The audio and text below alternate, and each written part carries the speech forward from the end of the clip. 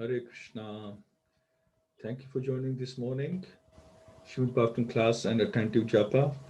I don't know where is everybody today, but we'll have to make a start so we can finish on time. So let's do a quick prayer first of all. Om Namo Bhagavate Vasudevaya. Om Namo Bhagavate Vasudevaya. Om Namo Bhagavate Vasudevaya.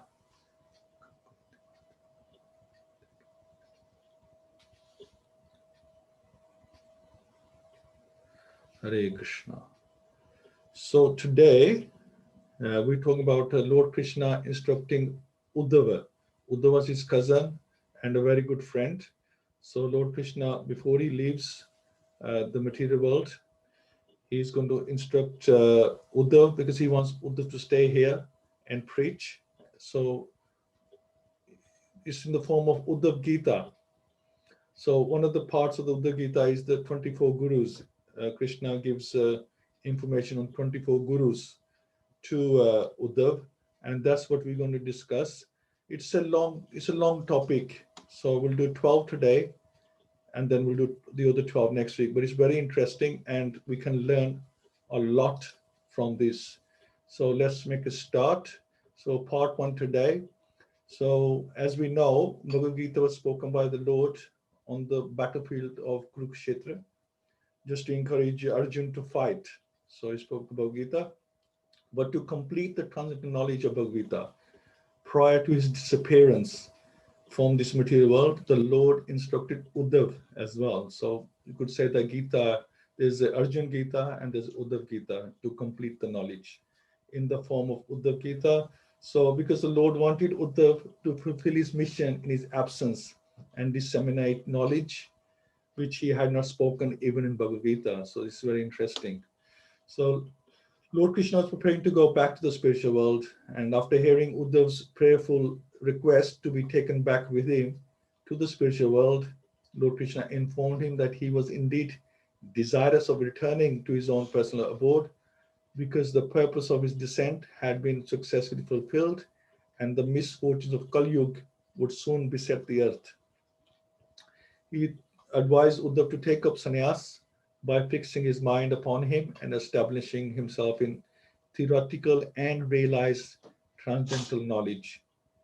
The Lord further instructed Uddhav that while remaining untouched by contamination and compassionately disposed to all beings, he should begin wandering throughout this temporary world, which is simply the combined manifestation of the Lord's illusory energy and the imaginations of the living entities. So this material world, the material universe, is based on our desires. It's designed according to our desires, so if we can fulfill our desires.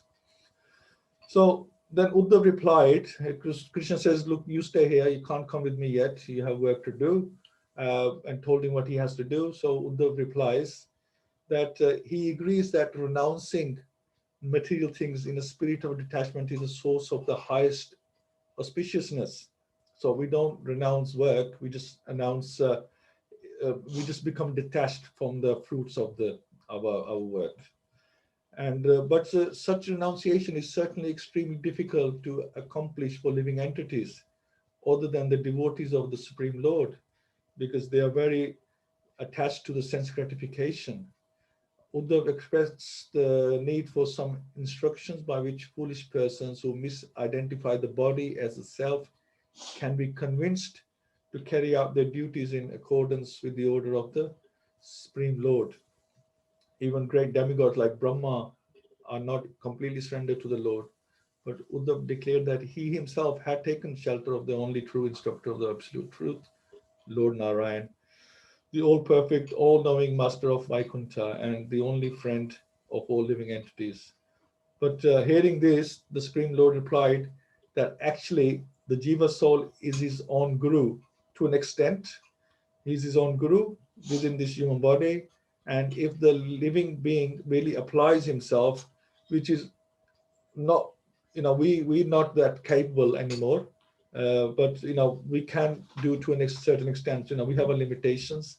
He can search out the Supreme Lord by positive and negative means and ultimately achieve him. For this reason, the human form of life is most dear to the Supreme Personality of Godhead. So in this regard, Lord Krishna started to give some examples to Uddhava. He told him about the ancient conversation between a Brahman and an Avduta. And the Avduta, Brahman Avduta and the great king Yadu. So this Brahman Avduta was Datreya, right? Sage Datreya, and the king Yadu, we know, is the son of Maharaja Yati, which we have discussed before. So Maharaja Yadu once observed a certain Brahman Avduta who appeared to be quite young and learned, wandering about fearlessly. Being himself most learned in spiritual science, the king took the opportunity and inquired from him as follows: O Brahman, we see that you are devoid of any contact with material enjoyment and that you are traveling alone without any companions or family members. Therefore, because you are sincere, we are sincerely inquiring from you. Please tell us the cause of great ecstasy that you are feeling within yourself. The Brahman said, My dear king, with my intelligence, I have taken shelter of many spiritual masters. Having gained transcendental understanding from them, I now wander about the earth in a liberated condition. Please listen as I describe to you. O king, I have taken shelter of 24 gurus, who are the following: the earth, air, sky, water, fire, moon, sun, pigeon, python, the sea, moth, honeybee, elephant, honey thief, the deer, the fish, pingala, the kurara bird, and the child, and the young girl, arrow maker, serpent, spider, and the wasp. My dear king, by studying their activities, I have learned the science of the self. So all these 24 entities, they have certain qualities that were observed by Devadutta, and he learned something from them. So what did he learn? So we're going to discuss the first 12 today. So first one is earth. So what did he learn from the earth? He learned patience, tolerance, great determination, and forgiveness. Because you can dig anywhere on the earth, pass stool and urine anywhere on the earth, or make houses and anything you like on the earth is always tolerant.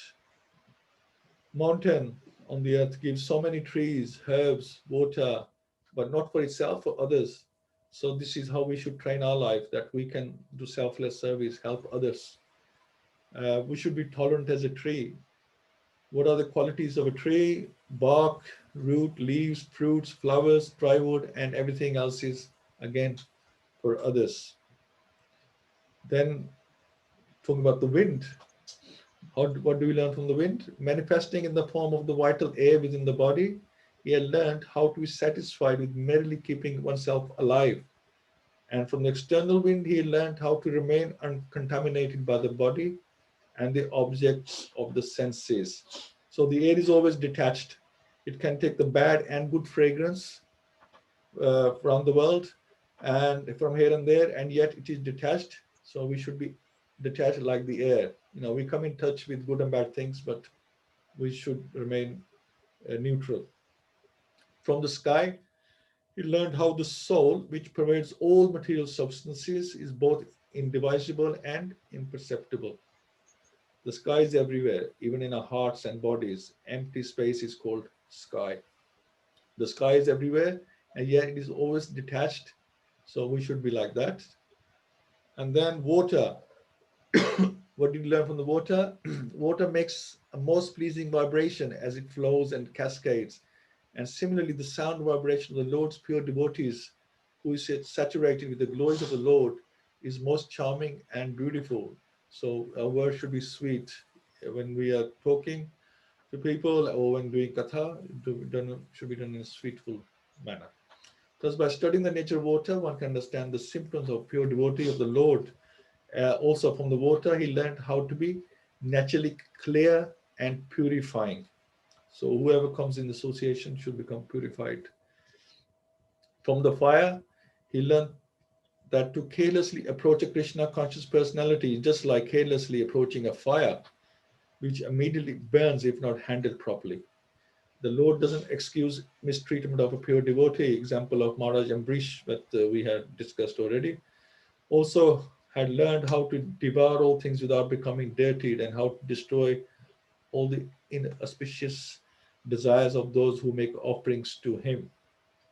So one of the things is also like Vaishnava Prad, that we should avoid Vaishnava Prad like avoiding fire, because you get burnt. Like this example of Maharaj Ambrish we given. Doesn't matter who it is. Even if there was a Muni, very exalted, but even he would get burnt if you mistreat a Vaishnava. Then we talk about the moon. What do we learn from the moon? The body undergoes 6 changes, isn't it? Just like the moon is always changing, the body undergoes 6 changes: birth, growth, maintenance, production of byproducts, dwindling, and death. That's 6 changes that we go through. And similarly, we see the moon appears to grow, diminish, and finally disappears, and then it comes full again. So since moonlight is a lunar reflection of sunlight, the moon is always there. It's just the reflection of the sun gives it different shapes.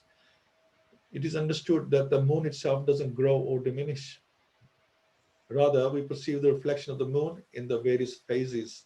Similarly, the eternal soul is not born. The soul is always the same, and it doesn't die. Only the body is changing. All these 6 changes are taking in the material body: the birth, growth, maintenance, production, byproduct, dwindling, and finally the body dies. So, we can watch the moon, see how the moon changes. The soul remains the same, although the moon seems to be changing, but it's just the reflection. So similarly with our body, that we are eternal as living entities, a soul, spiritual soul. Only the material body changes. And then what do we learn from the sun? He learned how to avoid entanglement even while coming into contact with sense objects. Just as the sun evaporates large quantities of water by its potent rays. So that's first thing he learned, how to avoid entanglement. Sun can contact with a stool and anything, it still remains pure. It doesn't get entangled in these objects. And also, just as the sun evaporates large quantities of water by its potent rays and later returns the water to the earth in the form of rain, so it picks up the evaporated water from the sea, you could say, and then forms clouds, cumulus clouds, and then evaporates into rain. A Krishna conscious person never feels proprietorship over the opulences entrusted to him by Lord Krishna for spreading the Krishna consciousness movement. The devotees of Lord Krishna merely accumulate material wealth and then distribute to the opulence of Lord Krishna in such a way that the Krishna conscious movement spreads unlimitedly. This is the advice of Srila Prabhupada, that this is a lesson to be learned from the sun. So you collect things, but not for your own self or for hoarding. You collect things, you collect opulence to be used in Krishna's service. That's the idea. And then there's a story of a pigeon, which we can't go through completely, but he had learned from the pigeon, who was very much attached to his family, learned how too much affection and excessive attachment are not good for one. This human body is the open door to liberation. But if one becomes attached to family, like the pigeon did in their story, one is compared to a person who has climbed up to a high place just to drop down. The higher you climb, the lower you will fall. Right? And then from the python, he learned from the python that an intelligent person should cultivate a mentality of detachment and should maintain his body by accepting whatever comes of its own accord or easily obtained. So don't over endeavor for anything. If something is going to come to you, it will come easily. Obviously, you have to endeavor, but not over endeavor. Because if you have to over endeavor, then that thing is really not for you. You're wasting time. So only do things that come easily. And that's the best policy. Because in this way, we should remain always engaged in the worship of the Supreme Personality of Godhead. The python, the example given of the python is because the python may be very hungry when nothing is there. And it may be that he can't get food for some time. but still he will not go here and there. If any creature comes nearby, he will eat it and be satisfied. So not saying that we shouldn't go shopping, we should go and buy food or get it online even. You should try to be like that. So it's just an example that don't run around too much. If anything is going to come, if anything is coming without much effort, it is bound to come. Accept that.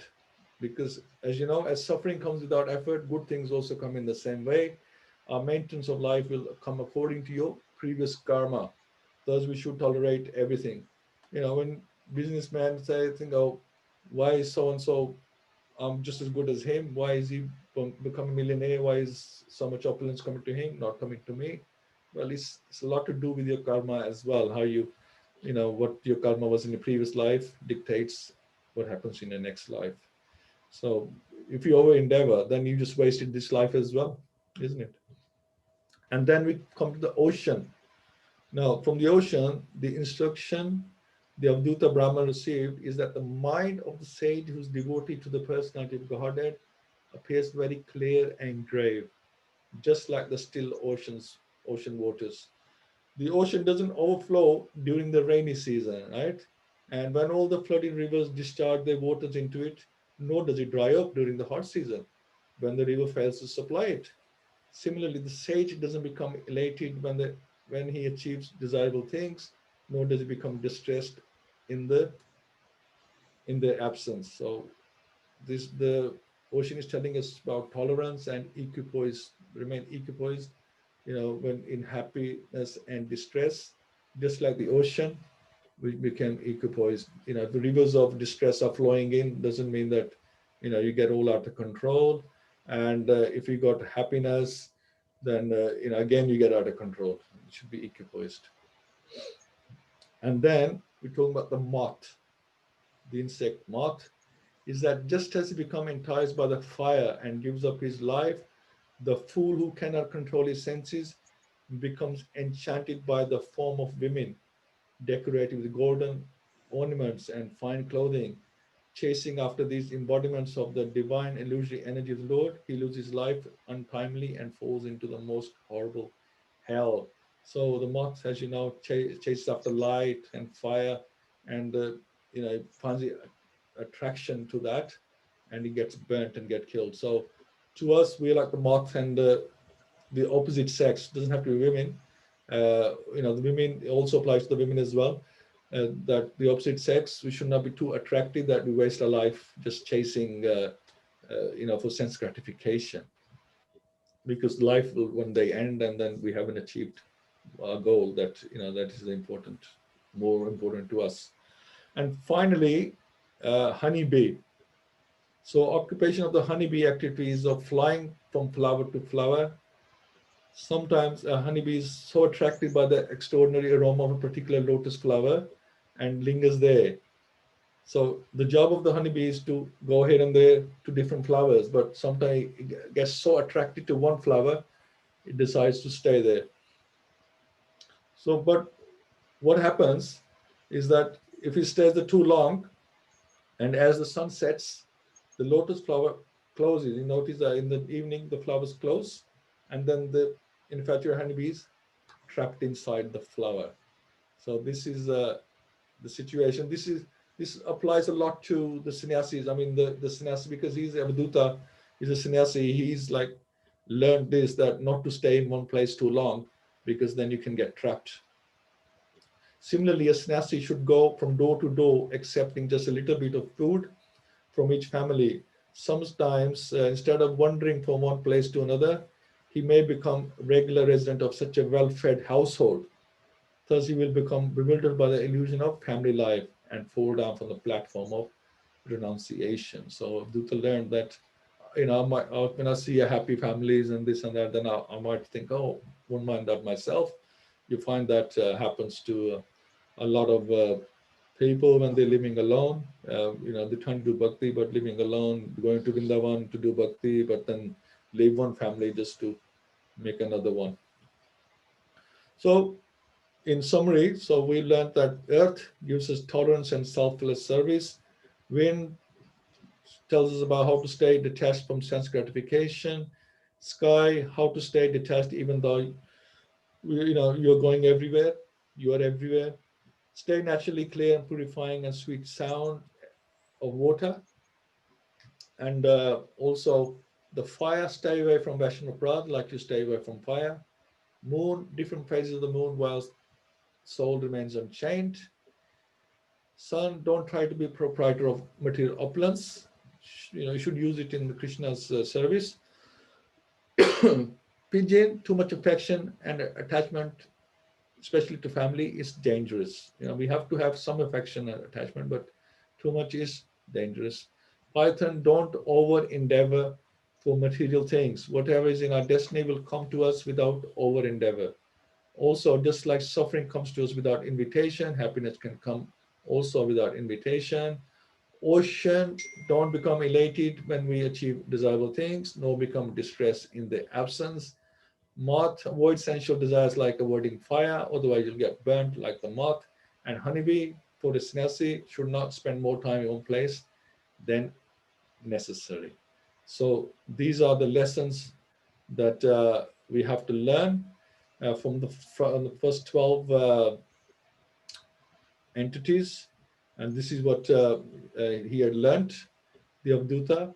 And it's a good lesson for us that we should remember and follow these examples. So hope that makes some kind of sense. The other 12 will learn next week and learn more things from them as well. But we can have a quick discussion about this now. And we will start. Oh, we have Kamal Mataji here today. So Kamal Mataji, would you like to make a start? See what realization or anything you'd like to add?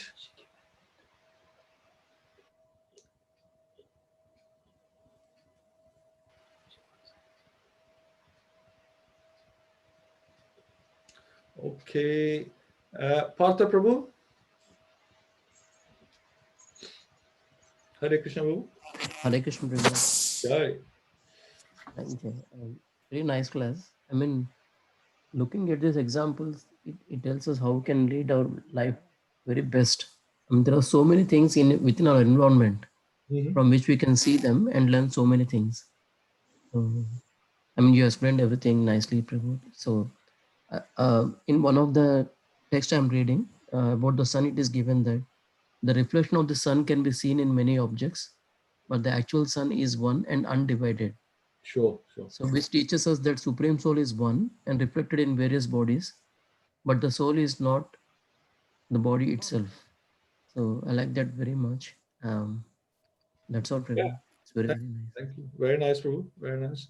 And similarly, like fire doesn't have any shape. So it exhibits the shape when actually it touches the firewood. In the same way, the soul doesn't have any shape, but it exhibits its traits when it enters into the body. Yes. So that's Very all. nice. Very nice, Prabhu. Thank you so much. Thank you. Jai Prabhu? Anything? Yeah, Hare Krishna. Yeah, a lot of learning points from today.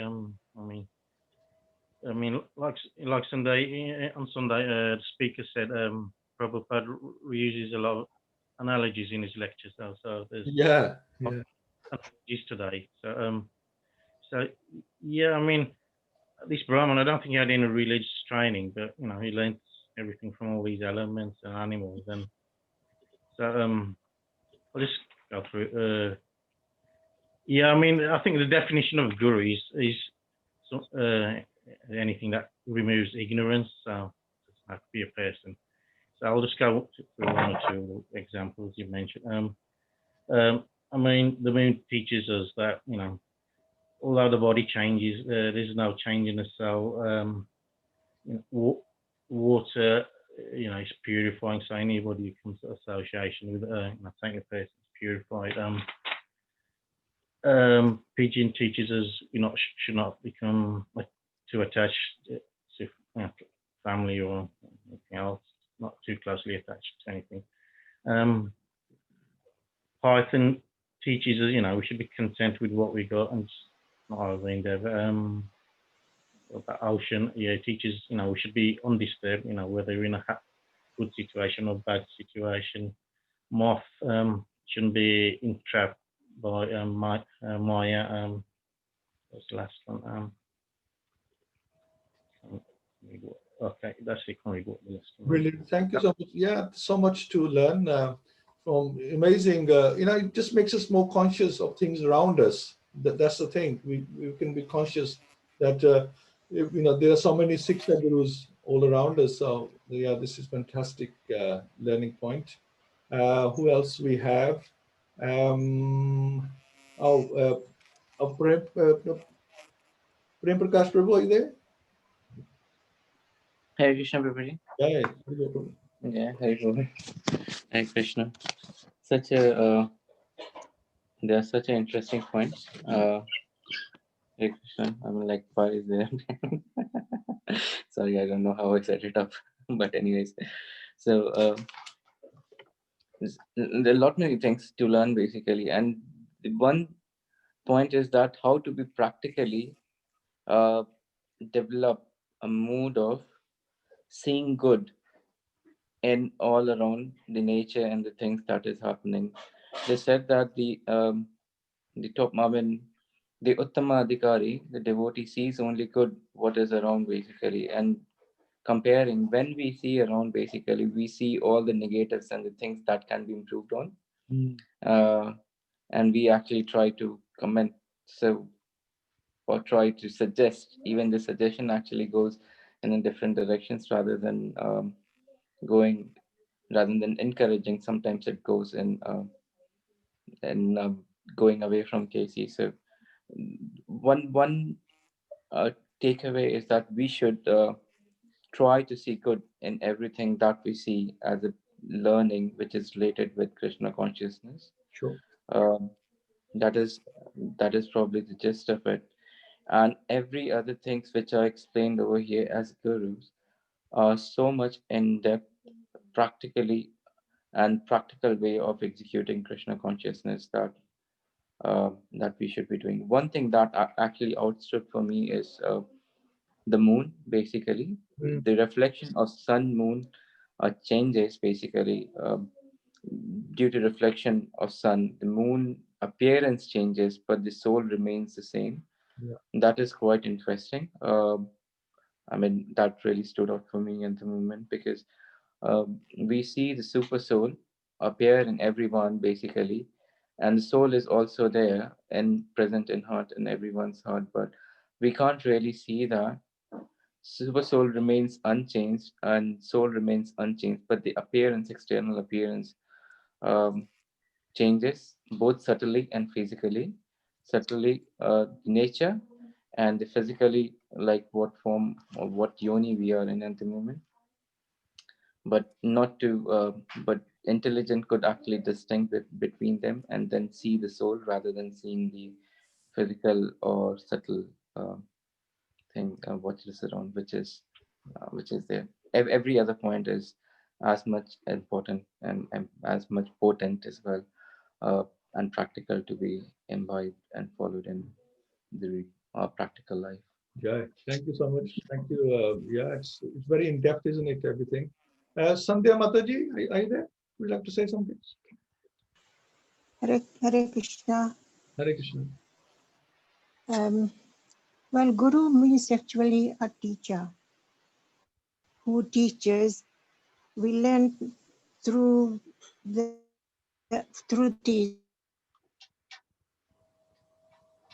what they. Lord Krishna instructed Uddhava. Mainly he was dealing with attachment and senses. Sure. For example, like a pigeon, when he was describing about the pigeon, how they were caught, he meant that we are like pigeon, attachment with the family, but the time separates us. And the deer, their sense of hearing is very strong. They like to hear, somebody said they like, it's not in the book, but I heard from the source that they like a flute. Yeah. The hearing is very strong. And that's how nowadays people they like to hear mundane songs, and at the end of their life, they'll be gone. And then with the fish, it's a sense of taste is so strong that he's caught by fishermen. So unintelligent man who cannot control his tongue, in end of the lie, he loses his life. So he's in the behind this instruction, it's how to get rid of attachment and or control your senses. That's what is just this all the guru or they're teaching us how the activities of that. That's Sure. thank you. Thank you so much, Wali. Pari Mataji, you want to add something? Hare Krishna, Prabhuji. Hare Thank Krishna. you. Excellent class and so much to learn. So I'll only say, it's changed the way I will look at the things in nature now. Yeah, that's So there is a lesson to be learned from everything. Mm. And Krishna consciousness is not just about chanting. So it's telling us to have lessons from the nature and everything. So thank you so much. Thank you, Mataji. It's just so much to absorb. So I'm just like, really happy to hear all that, because we forget, what lessons we can learn from everything. Thank you so much, Prabhu. Thank you. Thank you. Krishna consciousness is about three things. First of all, it's about Krishna Nam, Krishna Kam, and Krishna Dham. I remember it easily because my name is NKD, Narayan Keshav Das. So easy for me to remember. Krishna Nam, which is the chanting, Krishna Kam is devotional service, and Krishna Dham is studying, association of devotees like we're doing now, learning together. So it's a combination of three things, and we need all three. Even if you miss one of them, then it can affect our bhakti. We need all three in balance. We don't need all these three together. We need to have the philosophy, understand the philosophy, have strong chanting, and you have to serve, do the devotional service as well, because that's what it's all about. So thank you there, Mataji. Right. Anybody else like to say something?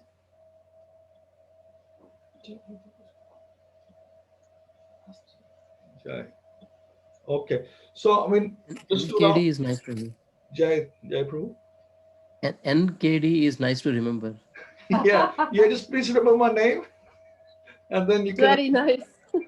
Very nice. So I remind myself, Krishna Nam, Krishna Kam, Krishna Dham. I have to make sure I don't miss any of them out. Remember all three, and so yeah, thank you, Prabhu. So just to But round. Mataji is so lucky, Prabhuji. They're serving you and they're serving like other Nam, Kam and Dham as well. Very nice. Thank you, Mataji. Thank you. Okay, I'm just going to say, just to round off, so we're learning these qualities.